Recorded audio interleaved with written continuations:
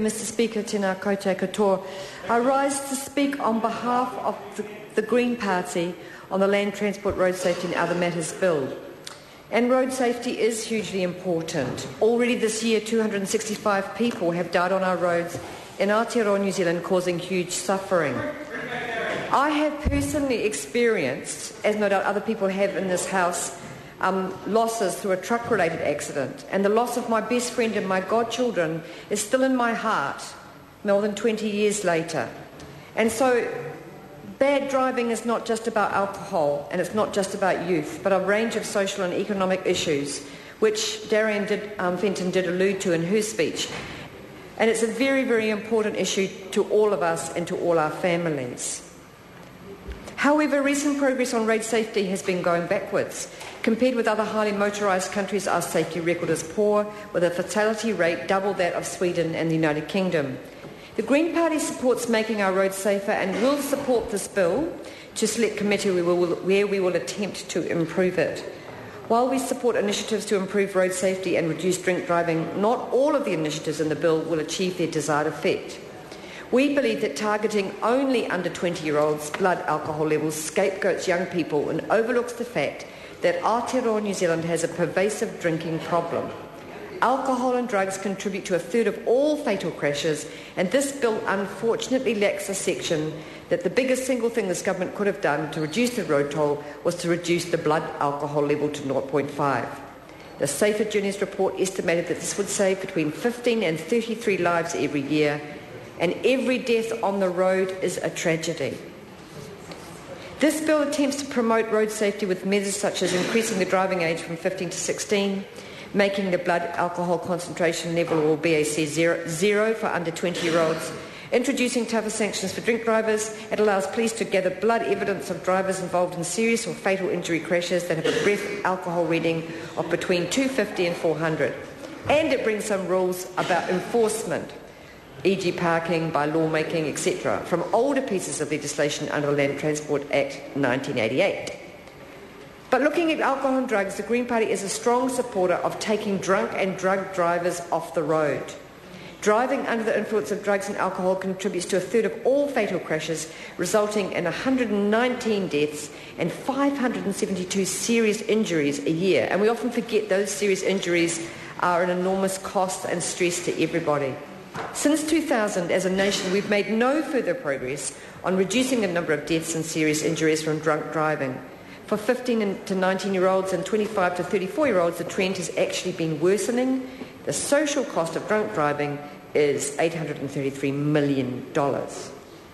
Our current BAC is 0.08 for adults. This equates to 6 standard drinks within 90 minutes for average men, notoriously demonstrated by Transport Minister Stephen Joyce's claim he could drink 3/4 of a bottle of wine and still be within the guidelines.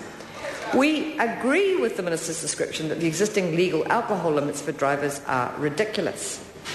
The World Health Organization recommends a BAC of 0.05 as a key to reducing drunk driving. France achieved a 30% reduction in drunk driving fatalities when they lowered their BAC from 0.8 to 0.5. New Zealand Transport Agency analysis suggests 15 to 33 lives could be saved a year by such a move. Here, with an estimated social cost saving of 111 to 238 million a year. And who wouldn't want to make that saving? Which of us, parents and grandparents, would not want our tamariki and mokopuna to be safer on the road? It's a long-term issue that we could solve by taking a braver step than this bill allows. We are disappointed the government has chosen to place the blame on young people rather than highlight the most important recommendation to come out of the Ministry of Transport's Safer Journeys discussion paper. If this, quote, keystone, unquote, element to saving lives on our roads isn't addressed at Select Committee, the Green Party will move an amendment in this committee stages lowering the alcohol limit for adult drivers to 0.05 micrograms per 100 millilitres, moving our limit in line with those used by most countries. We are keen to look at other measures to reduce the terrible alcohol toll that alcohol is causing on our roads, because we believe reducing drink driving needs more emphasis on treatment and not just on stricter penalties. We are looking forward to the SEC committee stage, which will allow greater investigation into how the bill might be improved to better achieve its aims, and also to raise important civil liberty questions raised by the expanded rights of the police to gather evidence from drivers suspected of being under the influence. Looking at raising of the driving age from 15 to 16, our caucus and our members challenged ourselves to look seriously at the issue and the evidence that our 15 to 17-year-olds have the highest death rate in the OECD. The Green Party supports raising the driving age to 16. In Select Committee, though, we look forward to hearing submissions from rural communities from young drivers who live in areas with very little or no public transport, and God knows there's plenty of those, and would like to investigate the possibility of exemptions for 15-year-olds where public transport alternatives are not available. This is a very real issue, though any of us who've lived in rural Aotearoa know that there are many regions where we need to talk about this, because our tamariki are trying to get to school and to get to events, and they don't always have any options around public transport, and they can sometimes be very good drivers.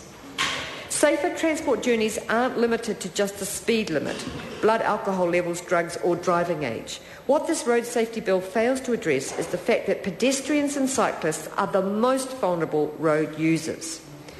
This bill is too narrow and unchallenging. The focus is heavily weighted towards vehicle safety and direct deaths and injuries caused by our road system. If the government were taking a really broad look at road safety, they might take a leaf from the Green Party's submission to Safer Journeys and point out that it's now well established that as many people die as a result of pollution from road vehicles as are killed on our roads directly. In addition, greater reliance on cars as our primary means of transport is exacerbating our current obesity epidemic.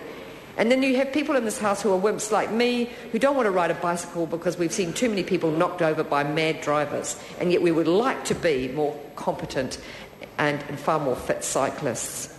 Our submission to Safer Journeys emphasised walking and cycling priorities, including lowering urban speed limits, supporting the 1.5 campaign, encouraging modal shift out of cars to safer, more healthy modes of transport, and broadening the current narrow focus of road safety to look at the wider impacts of our driving culture on health, such as encouraging addressing obesity and the hidden particulated road toll.